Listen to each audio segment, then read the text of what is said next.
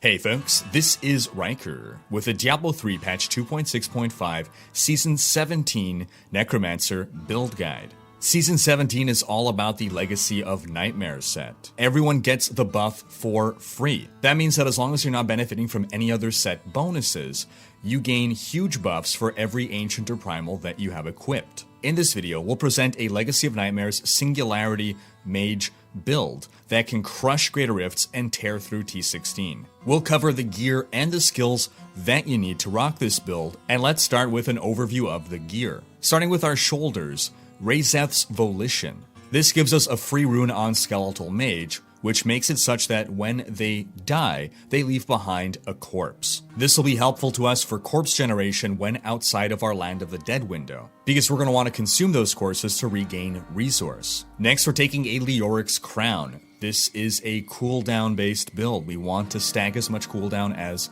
possible. Next, we're taking Haunted Visions. This makes Simulacrum last twice as long. What Simulacrum will be doing is duplicating our Skeletal Mages when we cast them. With Simulacrum and the ring that we'll be grabbing, every cast of Skeletal Mage will give us 4 Skeletal Mages. Speaking of that ring, that would be the Circle of Neluge's Evil, which, apart from doubling our Skeletal Mage casts, also extends the duration of our mages by 4 seconds. Next, we'll want Tasker and Theo. Increase the attack speed of your pets by 50%. All of our damage is coming from our Skeletal Mages, so we want to be buffing them as much as possible. Next, we'll take the Requiem Seraplate. We're going to be constantly casting Devour, and this will make it restore more essence and more life. It also makes it such that if you are currently maxed out on life or essence, when you are devouring, it's not wasted. It'll be granted to you over 3 seconds, so if you lose health or essence during that 3-second window, well, that's when you get it back.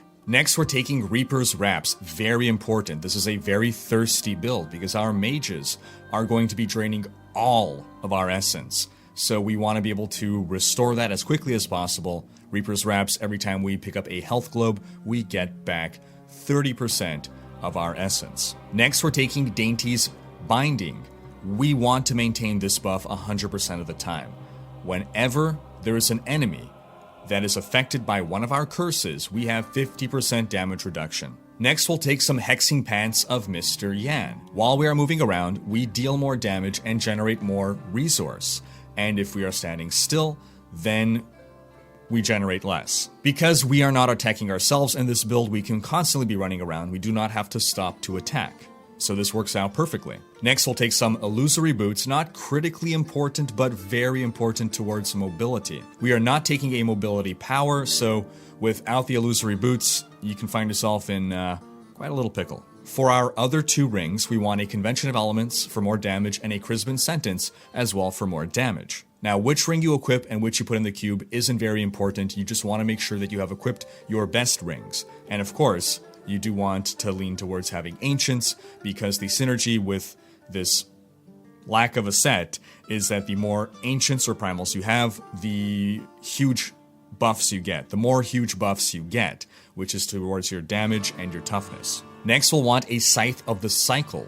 Your secondary skills like Skeletal Mage deal more damage while Bone Armor is active, but they reduce the remaining duration of Bone Armor by 4 seconds. So this will make it such that we do have to cast Bone Armor more often. And then for our offhand, the exact item we get doesn't actually matter. We just want one that has the correct stats. Now in the cube or equipped, we will want Nemesis Bracers. Once again, cube the one that is worse and equip the one that you have that is better. Between Nemesis Bracers and Reaper's Wraps, that is. Nemesis Bracers will spawn a champion pack when you hit a pylon or a shrine. This helps us keep the momentum during a rift and complete it faster. For our legendary gems, we will want a Bane of the Trapped. You deal a bunch more damage against enemies that are crowd controlled. We'll want an Enforcer. Our minions deal more damage. And as a defensive buff, we'll take a Molten Wildebeest's Gizzard. This helps us offset our Haunted Visions. Also in our cube, we want a Rylina's Shadowhook. Every point of max essence that we have makes us deal more damage. Alright, before we go over exactly every stat we want on every piece of gear, let's first take a look at our skills. We start off with Bone Armor Dislocation. Now, Bone Armor by itself lasts 60 seconds, and you can stack its buff for up to 10 enemies for a total of 30% damage reduction.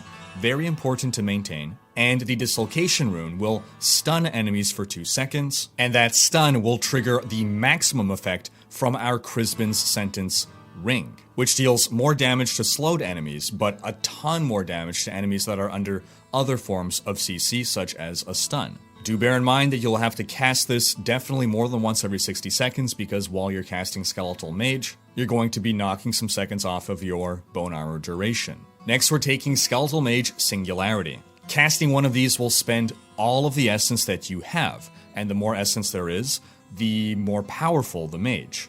This is why we want to blast our max essence as high as possible, which also synergizes with our Rylina's Shadow Hook. The Skeletal Mage only lasts 6 seconds, but that duration is extended by our ring. Next, we're taking Devour Satiated. We want to be spamming Devour as much as possible, particularly during our Land of the Dead window. This will allow us to basically instantaneously regain all of our essence while we're in Land of the Dead. In addition, with the Satiated rune, we're able to increase our max life as we are devouring. Next, we're taking Decrepify Dizzying Curse. We need a curse in order to benefit from the massive damage reduction from our Dainty's Binding Belt. And this curse not only slows enemies, but also reduces the damage they deal. So we want to ensure that all enemies we're fighting are decrepified. And the Dizzying Curse rune makes it such that we have a chance to stun enemies, and again, stuns pair with Crispin's very well. Next, the 2-piece combo Simulacrum and Land of the Dead. Now, these 2 skills, we want to be timing them to pop at the same time.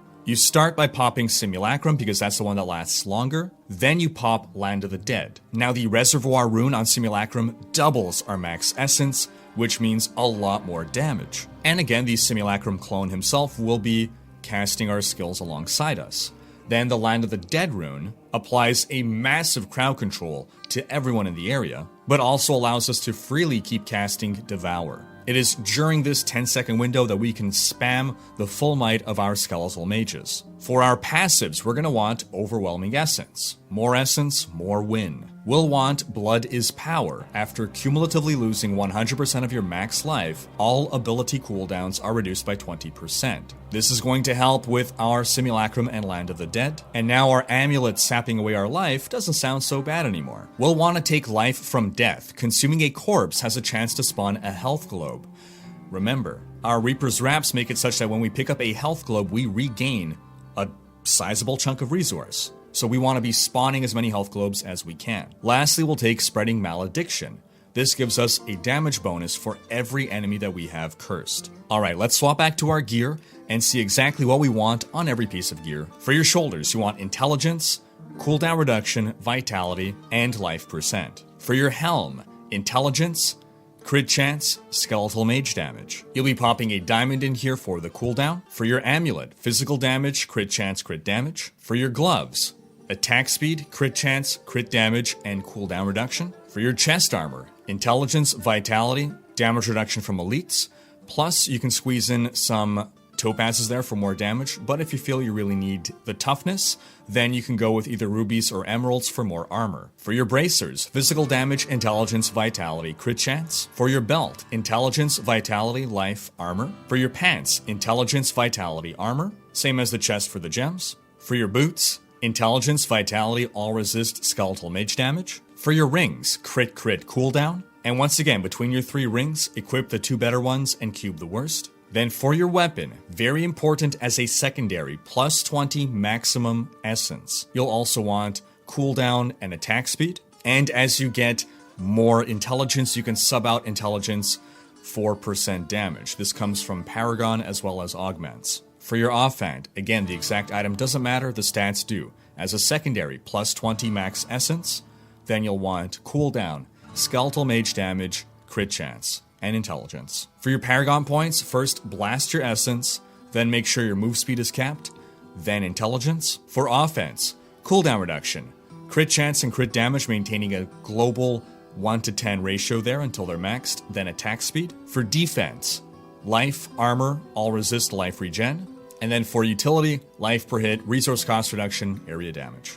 And that's going to wrap up this video. But do stay tuned to this channel for more Diablo guides and videos on the best Diablo 3 builds. Thanks for watching. Special thanks to my Twitch, Patreon, and now YouTube supporters for making these videos possible. If you like what you see on this channel and want to support the creation of more content, you can consider pledging on Patreon or YouTube and unlocking behind-the-scenes content. If you enjoyed this video, please share it, check out these other videos, and subscribe to join Rhykker's Raiders for more Diablo content.